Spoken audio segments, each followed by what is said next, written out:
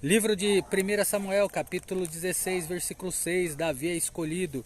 E aconteceu que quando eles, Jessé e seus filhos viram, ele, Samuel, viu Eliabe e disse, certamente diante do Senhor está o seu ungido.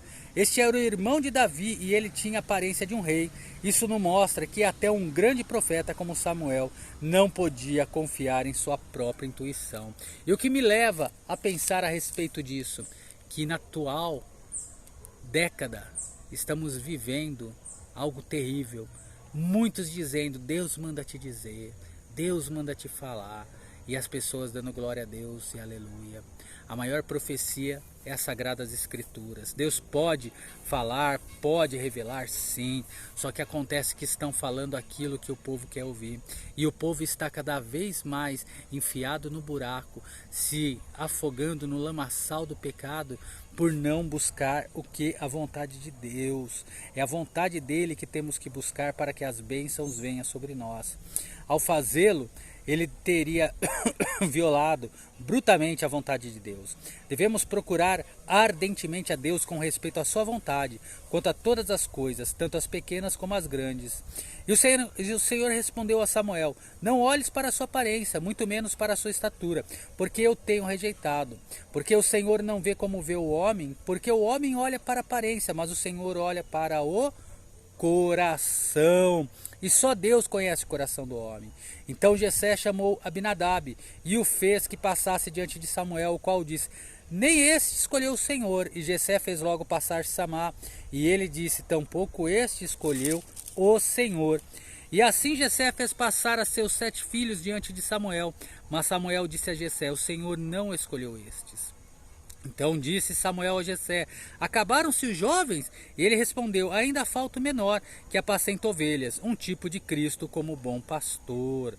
E disse Samuel a Jessé, manda eu chamá-lo, porque não nos assentaremos à mesa até que ele venha aqui.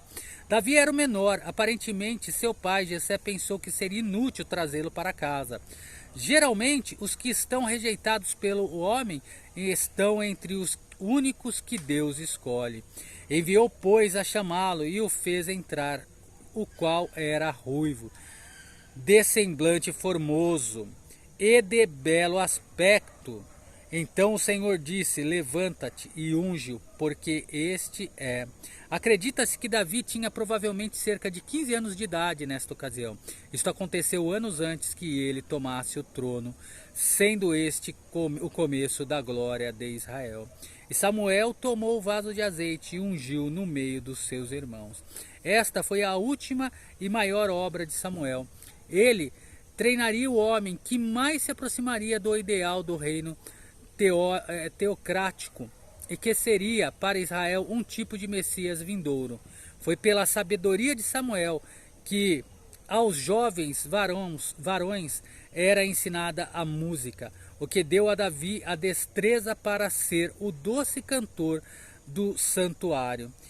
E podemos estar certos também de que quando Davi organizou o serviço na casa de Deus, ele deu aos sacerdotes e levitas as respectivas tarefas atribuídas a eles. 1 Crônicas 23 e 26 revela isso.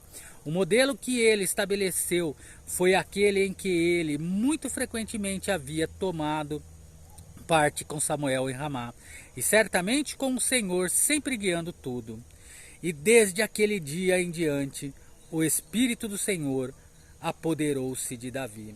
Esse seria o meio pelo qual todas as coisas boas seriam obtidas na vida de Davi. O nome de Davi seria o primeiro nome humano no Novo Testamento e o último nome humano no Novo Testamento. De fato, o Messias era chamado de Filho de Davi, porque ele viria através da linhagem da família de Davi, segundo Samuel 7. Levantando-se então Samuel e voltou para Ramá. Vamos dar lugar às Sagradas Escrituras, para não perecermos, para não termos atraso nas bênçãos de Deus. Buscai primeiro o reino de Deus e a sua justiça, e as demais coisas vos serão acrescentadas. Muitos anos sofri engano, ouvindo e crendo naquilo que profetizavam da boca, mas não vinha nada do Senhor. E em 2015 para cá, quando eu comecei a ler a estudar, a compreender a vontade do Senhor com auxílio do Espírito Santo, a minha vida mudou.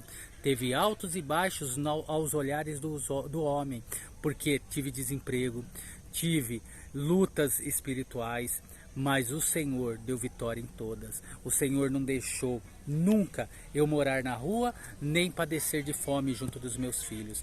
No último momento, sempre o Senhor abriu a porta de emprego.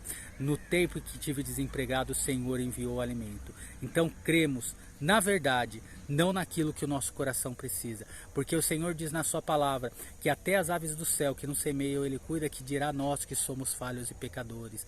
Nós somos criaturas feitas por Ele, para Ele nos amar e nós o adorarmos em espírito e em verdade. Deus abençoe a todos, um forte abraço e até o próximo vídeo.